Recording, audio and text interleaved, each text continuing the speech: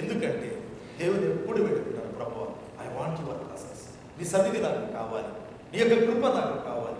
And send upon me the spirit of prayer and travail, ప్రసవ వేదన పడేటువంటి ఆ ప్రార్థన ఆత్మను నా మీదకి పంపించుతాం. దేవుని ప్రేమికులారా, బైబిల్లో గమనించినట్లయితే దేవుడు ప్రార్థనకు అంత నిర్వహిస్తుంటాడు.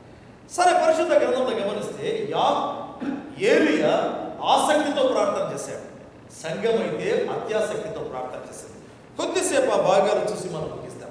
ఏలియా ఆసక్తి, సంఘం అయితే అత్యాసక్తి. మళ్ళీ చెప్తున్నా, ఏలియా కంటే మనం గొప్ప ప్రార్థన పరులుగా ఉండాలి. అది దేవుని చిత్తం. ఎప్పుడు మనం ఒక రోషముతో నింపబడి ఉండాలండి. నేను ఈ లోకంలో జీవించేది కొద్ది కాలమే, ఈ లోకంలో జీవించే కొద్ది కాలం నేను ఎంతగా దేవుని కొరకే జీవించాలి, ఎన్ని ఆత్మలను సంపాదించాలి, ఎంతమందిని ప్రభు దగ్గరికి నేను రాబట్టాలి. దేవుని ప్రేమికులారా, మన యొక్క ప్రార్థన ఒక యుద్ధం అనేది మనం మర్చిపోకూడదు. యుద్ధంలో శత్రువును టార్గెట్ చేయాలండి. టార్గెట్ చేయకపోతే అది యుద్ధం కాదు. శత్రువును టార్గెట్ చేయాలి, శత్రువును బలహీనపరచాలి, శత్రువును ఓడించాలి. ఎస్, అది లేకపోతే అది యుద్ధము కానే కాదు. బైబిల్లో రాయబడింది కదా, ప్రార్థన అనేది ఒక పెద్ద పోరాటం. మనం ప్రార్థన యోధులను ప్రేమినటువంటి వాళ్ళ ప్రేయర్ వారియర్స్ అంటున్నారు. లైక్ స్టేట్స్ మినిస్ట్రీలో ఇంతవరకు బ్రదర్తో నేను షేర్ చేస్తుంటున్నాను. ఒక ఇండియా హిందూ టెంపుల్ కట్టినటువంటి ఆ యొక్క బోర్డు వైస్ ప్రెసిడెంట్ ప్రేయర్కి వచ్చాడండి లాస్ట్ వీక్ నా దగ్గరికి. నాకు ఆశ్చర్యం లేదు, ఎందుకంటే ఎవరైనా ఫోన్ చేశారు నన్ను గురించి. ఒక కారణం, భారతదేశంలో అనేక మంది హిందువులు ప్రభు యొక్క రక్షణలోకి వస్తున్నారని. సో కొంచెం నా మీద ఈ క్రీస్తు విరోధులకు గురింది. కాబట్టి నేను వచ్చాడా అని ఒకసారి అలా ఆలోచన చేశాను. ఆలోచించి చెప్పండి బ్రదర్ అనగా, ఆయన ఎంత కన్ఫ్యూజన్లో ఉన్నాడు, ఎంత భయపడుతుంటున్నాడు అంటే వర్ణించలేమండి. నేను కన్ఫ్యూజన్లో ఉంటున్నానండి, నాకు శాంతి లేదు, నాకు సమాధానం లేదు, దేవుడు ఎవరు నాకు అర్థం కావటం లేదు, మీరు చెప్పగలరా యేసు ఎలా దేవుడు? భయపడుతున్నాడు, వణుకుతున్నాడు.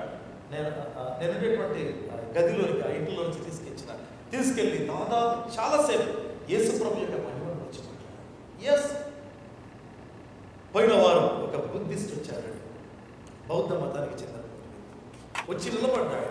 అయ్యగారు, I heard you preaching the word of God in this church, will you kindly pray for me? ప్రార్థన చేస్తుండగా కింద పడ్డాడు. అతను ఒక ఈవిల్ స్పిరిట్ ఉన్నాడు. ప్రజలటువంటి వాళ్ళు అంతేకాదండి, అతను చెప్తాడు, కొన్ని సంవత్సరాలుగా అత్యంతంగా లోతులోకి వెళ్ళినటువంటి బుద్ధిస్ట్ అంటారు, చాలా లోతులోకి వెళ్ళి మెడిటేషన్లోకి వెళ్ళినటువంటి వాడు. Now I felt the amazing power of God. ఏంటి ప్రవీణ వాళ్ళ, నిరంతరము మన జీవితాన్ని తెలుసుకోవాలి, పావురంలాగా ముಳುగుతున్నాడు. అందుకే పరమగీతంలో రాయబడింది కదా, నా పావురమ నిష్కలంకుల అలా అంటాడు దేవుడు. ఎందుకు తన సంఘాన్ని చూసి పావురమ అన్నాడు? నా పావురమ, పరమగీతంలో మాటి మాటికి అంటాడు ఆ మాట. ఎప్పుడు అది ములుగుతుంటుందండి పావురం. మీరు గమనించండి, అది సైలెంట్గా ఉందంటే దానికి మునిగే ఉంటుంది. మన జీవితంలో తెలుసుకోవాలి, మనము పావురములమై ఉండాలి. అంటే ఎల్లప్పుడూ కూడా ప్రయాణంలో ఉంటున్నామా, లేకపోతే ఫ్లైట్లో వెళ్తుంటున్నామా, లేకపోతే ట్రైన్లో వెళ్తుంటున్నామా, లేకపోతే ఇంటిలో ఖాళీగా ఉంటున్నామా? చాలా సందర్భాల్లో మన టైం వేస్ట్ చేసేది ఏదో మనం గమనించాలి. నేను అమెరికాకి వచ్చిన తర్వాత చాలా మంది చెప్తారు, బ్రదర్ అమెరికాలో ఉండేటువంటి దేవుని బిడ్డల యొక్క ప్రాబ్లం వచ్చేసి ఎప్పుడు మూవీస్ దగ్గర కూర్చోంటారండి.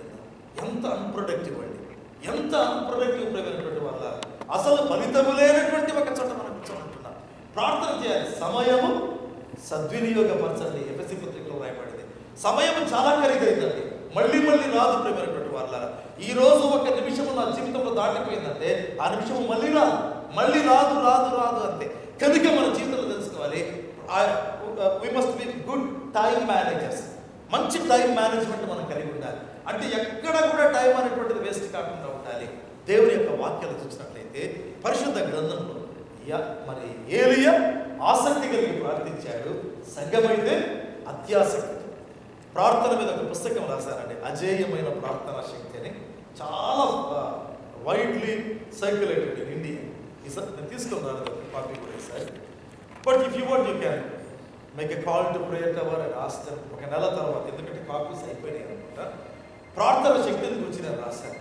ఇక్కడ చూస్తే చూడండి, ఆది సంఘం ఎలా ప్రార్థించింది. అపోస్తలుల కార్యములు 12వ అధ్యాయం 2వ వచనం చూస్తే ఏ పరిస్థితులలో ఈ అత్యాసక్తితో కూడిన ప్రార్థన చేశారు.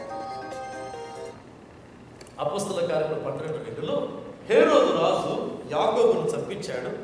ఎవరండి యాకోబు? బోయనెర్గెస్ అండి. అమ్మో ఉరిమిడి వారిలో ఒక బలమైనటువంటి ఫైర్ బ్రీతింగ్ ప్రాఫెటిక్ రాడికల్ అంతే. అలాంటి ఒక గొప్ప విప్లవం అంతే యాకోబు మాట్లాడాడంటే. అలాంటి ఒక గొప్ప అపోస్తలుని బైబిల్లో గమనిస్తే చంపివేసినట్లుగా దేవుని యొక్క వాక్యంలో రాయబడింది. బైబిల్ చెప్తుంది ఇక హేరోదు అనుకున్నాడట నెక్స్ట్ పేతురును కూడా చంపేద్దాం. ఈ భాగ్యాన్ని గురించి సాయంకాలం మాట్లాడబోతున్నా. ఏంటి సేవకుల మీద దాడి ఏంటి? మరి ఆది సంఘంలో ఉంది, ప్రస్తుతం ఉంది, ఏ విధంగా ఉంటుంది, సంఘం ఏ విధంగా ఎదుర్కోవాలి? ఇక్కడ చూస్తే ఆ విధంగా ఉంటుండగా ఒకసారి ఆలోచన చేద్దాం. ఒక వ్యక్తికి జ్వరం వచ్చిందండి, ప్రార్థన చేయమంటే నేను చేస్తాను. అయితే నేను ప్రేయర్ చేసిన తర్వాత ఆ ప్రార్థన చేసిన వ్యక్తి అన్కాన్షియస్ అయ్యారనుకోండి, మళ్ళీ ప్రార్థన చేయమంటే నేను చేయను. ఎందుకు? అన్కాన్షియస్ అయిపోయాడు కాబట్టి నేను ప్రార్థన చేయను. ఇప్పుడు యాకోబు చనిపోయాడంటే, పేతురు బంధించబడ్డాడు. ఇప్పుడు సంఘము ప్రార్థన చేయాలా పారిపోవాలి? ఒకసారి ఆలోచన చేయండి. యాక్చువల్గా చూస్తే ఈరోజు నిన్న యాకోబు చంపబడ్డాడు, రేపు పేతురు చంపబడతాడు, మొన్నటి యోహాను చంపబడతాడు, ఆ పిదప 11 మంది చంపబడతారు. చంపబడిన తర్వాత ఇంకా మనకి చేర్చనేది ఉండదు. కాబట్టి అంతకు ముందే మనం పారిపోవటం మంచిది అని పారిపోవాలా ఈ ఆది సంఘం.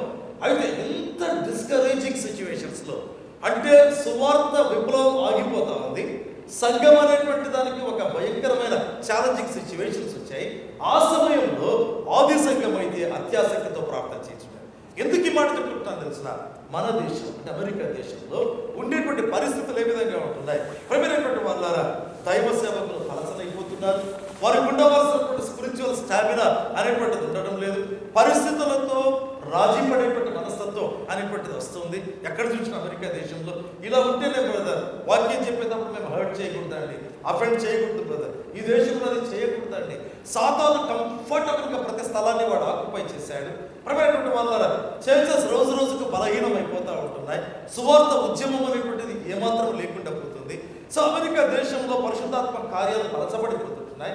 ఆ పరిస్థితిలో మనం ఏం చేయాలి? వాక్యంలో రాయబడింది కదా, సంఘం అయితే అది నిజంగా దేవుని సంఘమే అయితే, అతడు నిజంగా దేవుని బిడ్డనే అయితే, ఆమె నిజంగా దేవుని బిడ్డనైతే, బైబిల్ చెప్తుంది కదా అత్యాసక్తితో అనేటువంటి మాట. దేవునికి నిజంగా స్తోత్రం చెల్లిద్దామండి. ఆ ప్రార్థనలు పరిస్థితులను తారుమారు చేశాయి. ఆ పరిస్థితుల మొత్తం పిక్చర్ను those prayers began to turn the entire picture upside down అండి. పూర్తిగా మార్పు తీసుకురావడం ప్రారంభించాయి. ఏ ప్రార్థనలు? అత్యాసక్తితో కూడినటువంటి ప్రార్థన. ఒకవేళ రోడ్ ఐలాండ్ నుంచి వచ్చిన దేవుని బిడ్డలు ఉన్నారు, హాస్టల్లో ఉండేటువంటి వారు ఉన్నారు, ఒకవేళ మరికొద్ది మంది వచ్చి ఉండవచ్చేమో. ఒకవేళ వాళ్ళ నేను ఎప్పుడు చెప్పగలను, దేవునికి పెద్ద గుంపులు అవసరం లేదండి, ఎప్పుడు అవసరం లేదు. దేవునికి కావాల్సింది ఒక చిన్న గుంపు, బట్ విత్ దట్ అనాయింటింగ్ అంతే. అభిషేకం ఉండేటువంటి కాపాడు కావాలంతే. ఎలాంటి అభిషేకం?